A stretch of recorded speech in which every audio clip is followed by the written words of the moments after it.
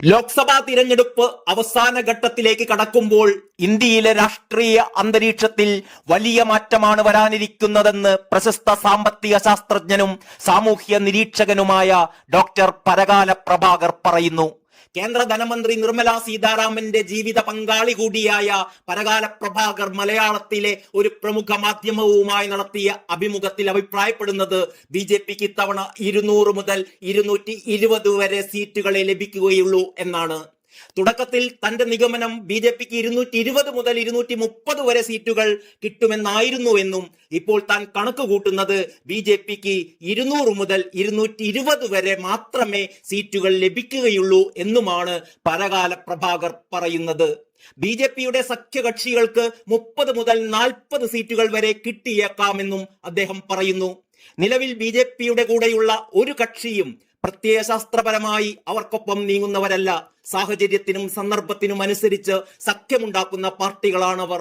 അതുകൊണ്ട് തന്നെ തിരഞ്ഞെടുപ്പ് ഫലം വരുമ്പോൾ ബി.ജെ.പിയുടെ നില പരുങ്ങലിലാണെങ്കിൽ മറുകണ്ഠം ചാടാൻ അവർക്ക് മടിയുണ്ടാവില്ല എന്നും പരകാല പറയുന്നു. ഇന്ത്യൻ എക്സ്പ്രസിന് അടുത്തിടെ നൽകിയ ഒരു അഭിമുഖത്തിൽ കേന്ദ്ര ആഭ്യന്തരമന്ത്രി അമിത്ഷാ വോട്ടെടുപ്പിന്റെ 5 ഘട്ടങ്ങൾ കഴിഞ്ഞപ്പോൾ തന്നെ ബി.ജെ.പി 300 സീറ്റുകൾ സ്വന്തമാക്കിയിട്ടുണ്ട് എന്നും 3ാം വട്ടവും സർക്കാർ രൂപവൽക്കരിക്കുന്നത് ബി.ജെ.പി തന്നെ ആയിരിക്കുമെന്നതിൽ ഒരു സംശയവും വേണ്ടെന്നും പറഞ്ഞിരുന്നു. ഷായുടെ അവകാശവാദം താങ്കൾ എങ്ങനെ കാണുന്നു എന്ന ചോദ്യത്തിന് പരകാല പറയുന്നത് ഇങ്ങനെയാണ്: ഈ കണക്ക് കൂട്ടലിന് യാഥാർത്ഥ്യവുമായി ഒരു ബന്ധവുമില്ല. രാഷ്ട്രീയക്കാർ ഇത്തരം വിലയിരുത്തലുകൾ നടത്തുക സ്വാഭാവികമാണ്. അതിനത്രയും പ്രാധാന്യമേ കൊടുക്കേണ്ടതുള്ളൂ. അണികളെ ഉത്തേജിപ്പിക്കുക എന്നതാണ് അവരുടെ മുഖ്യ ലക്ഷ്യം. അതിന് യാഥാർത്ഥ്യവുമായി ഒരു പൊരുത്തവും ഉണ്ടാവില്ല. നിഷ്പക്ഷ നിരീക്ഷകൻ എന്ന് അവകാശപ്പെടുന്ന പ്രശാന്ത് കിഷോറും ഷായുടെ അനുമാനങ്ങൾ ശരിവെക്കുന്ന വിലയിരുത്തലാണ് മുന്നോട്ട് വെച്ചിരുന്നത്. വടക്കു പടിഞ്ഞാറൻ സംസ്ഥാനങ്ങളിൽ ബി.ജെ.പിക്ക് കുറച്ച് സീറ്റുകൾ നഷ്ടപ്പെട്ടേക്കാമെങ്കിലും തെക്കുകിഴക്കൻ സംസ്ഥാനങ്ങളിലെ നേട്ടം കൊണ്ട് അത് പരിഹരിക്കാനാകുമെന്ന് പ്രശാന്ത് കിഷോർ പറഞ്ഞിരുന്നു. കഴിഞ്ഞ തവണ കിട്ടിയ 303 സീറ്റുകളിൽ നിന്നും വലിയ മാറ്റമൊന്നും ഉണ്ടാവില്ലെന്നും പ്രശാന്ത് കിഷോർ പറഞ്ഞിരുന്നു. താങ്കളുടെ പ്രതികരണം എന്താണ് എന്ന ചോദ്യത്തിന് പരകാല പറയുന്നത്, വേറൊരാളുടെ വിശകലനത്തെക്കുറിച്ച് ഞാൻ അഭിപ്രായം പറയുന്നത് ശരിയല്ലല്ലോ എന്നാണ്. തന്റെ നിഗമനങ്ങൾ പൂർണ്ണമായും താൻ നടത്തിയ യാത്രകളുടെയും വിവിധ വിഭാഗങ്ങളെ പ്രതിനിധീകരിക്കുന്നവരുമായി താൻ നടത്തിയ സംഭാഷണങ്ങളുടെയും അടിസ്ഥാനത്തിലുള്ളതാണ്. ഇതിന്റെ ഒപ്പം ചരിത്രപരമായ വിവരങ്ങളും ഞാൻ പരിശോധിക്കുന്നു.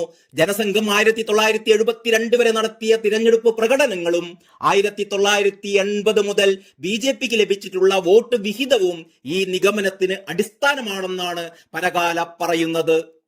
2014 ബി.ജെ.പിക്ക് 31% വോട്ടാണ് കിട്ടിയിരുന്നത്. അന്ന് അവരുടെ മുദ്രാവാക്യം ഹിന്ദുത്വ ആയിരുന്നില്ല, വികസനവും അഴിമതി മുക്ത ഭാരതവുമായിരുന്നു അന്ന് ബി.ജെ.പി ഉയർത്തിക്കാട്ടിയത്.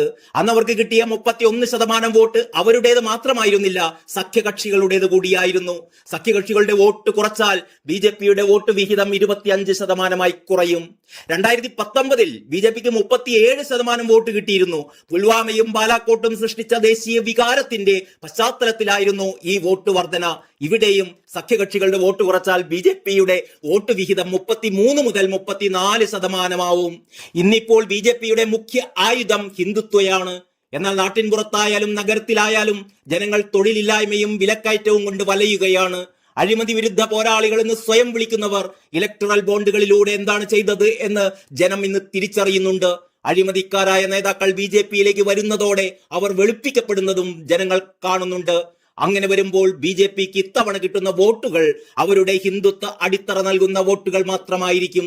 അതുകൊണ്ടാണ് ഇത്തവണ അവരുടെ വോട്ട് വിഹിതം 25%-അപ്പുറത്തേക്ക് പോകാനിടയില്ല എന്ന് പറയേണ്ടി വരുന്നത്. ദക്ഷിണേന്ത്യയിൽ ബി.ജെ.പിക്ക് കാര്യമായ നേട്ടമൊന്നും ഉണ്ടാവില്ലെന്നും പരകാല പ്രഭാകർ പറയുന്നു. കേരളത്തിൽ ഇത്തവണയും ബി.ജെ.പിക്ക് കനത്ത നിരാശയാവും ഫലം. 0 മുകളിലേക്ക് അവർ പോകുമെന്ന് ഞാൻ കരുതുന്നില്ല. തമിഴ്നാട്ടിലും അത് തന്നെയാവും അവസ്ഥ. ആന്ധ്രയിൽ ബി.ജെ.പിക്ക് ഏറ്റവും കൂടിയത് 2 സീറ്റുകൾ കിട്ടിയേക്കും. തെലങ്കാനയിൽ നിലവിലുള്ള 4 സീറ്റുകൾ ചിലപ്പോൾ ബി.ജെ.പി നിലനിർത്തിയേക്കും. കർണാടകത്തിൽ കഴിഞ്ഞ തവണ 28-ൽ 25 ബി.ജെ.പി നേടിയിരുന്നു. ഇക്കുറി അവിടെ 12 സീറ്റെങ്കിലും ബി.ജെ.പിക്ക് നഷ്ടമാവും.